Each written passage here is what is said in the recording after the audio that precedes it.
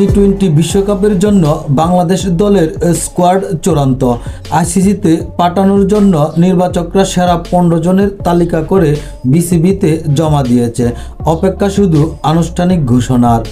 গত 2 দিনের ব্যবধানে নিউজিল্যান্ড, ইংল্যান্ড, দক্ষিণ আফ্রিকার পর প্রভাবশালী ভারতও বিশ্বকাপের দল ঘোষণা করেছে। তাই তো টাইগার ভক্তদের মনে প্রশ্ন, বাংলাদেশ দল দেবে কবে? টি-20 বিশ্বকাপ খেলতে আমেরিকার বিমানে উঠছেন কারা? কাদের সুযোগ হচ্ছে টাইগারদের সেরা 15 জনের স্কোয়াডে? জানার অস্থির আগ্রহে বসে আছেন ক্রিকেট প্রেমীরা।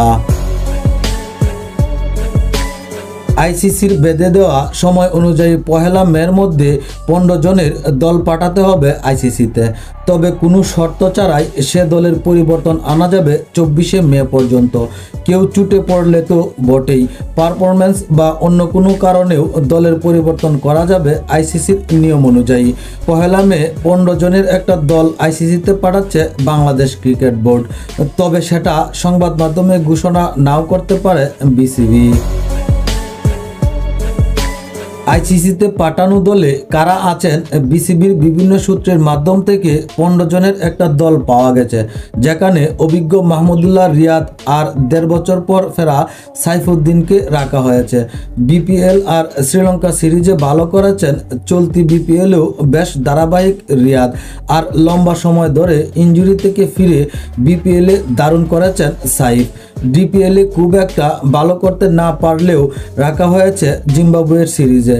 অলরাউন্ডার বোলিং বলেই টিকে গেছেন সাইফুদ্দিন। ব্যাকআপ ওপেনিংয়ে জুনিয়র তামিমকে রেখেছে নির্বাচকরা। জিম্বাবুয়ে সিরিজে প্রথম 3 ম্যাচে না থাকা সাকিব মুস্তাফিজ তো আছেন অধারাবাহিকভাবেই। সৌম্য সরকারকে নিয়ে যত দুশ্চিন্তা টিম ম্যানেজমেন্টের। চোটের অগ্রগতি ভালো হলেও ম্যাচে ফিটনেস এখনও ফিরে পাননি সৌম্য। জিম্বাবুয়ের সিরিজে শেষ 2 ম্যাচে খেলার সম্ভাবনা রয়েছে।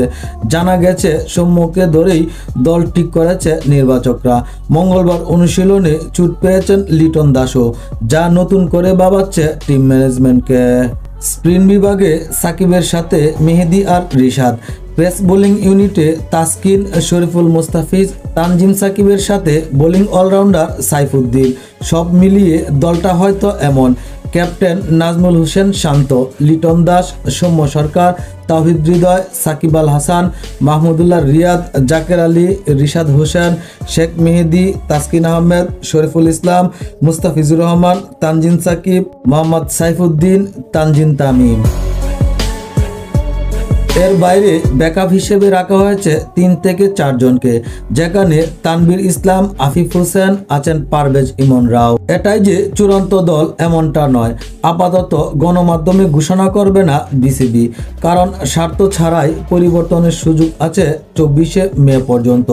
যদিও পরিবর্তন করা হয়, জিম্বাবুয়ে সিরিজে প্রাথমিক দলে 19 জনের বাইরে নেওয়ার সম্ভাবনা নেই।